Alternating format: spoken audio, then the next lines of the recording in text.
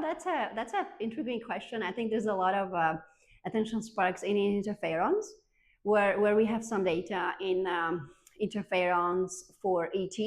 For example, the second line setting, the study that compared ROPEG versus anagrelide that was presented in these last two conferences, that showed significantly improved actually all outcomes for patients with AT.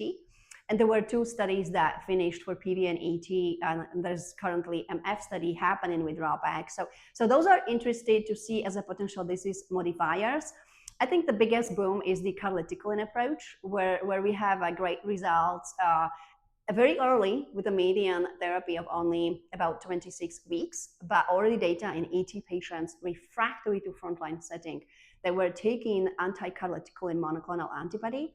And then the set of responses, including calreticulin molecular, were actually stunning. So I think that's the most hot topic. There are already more development in there to armor, to create bispecific, even CAR T cells to digest and target the calreticulin, which is very a hot thing in the space. There are studies also enrolling myelofibrosis, but now we're talking AT-PV. So for AT, I think the calreticulin, for PV, also the interferons, better space, and also the mutant JAK inhibitors.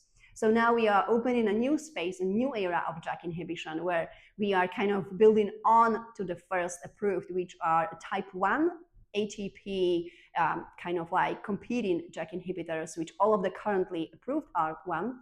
And now we're looking in the mutant specific or type 2s. So that's exciting space, and I cannot wait to see the results.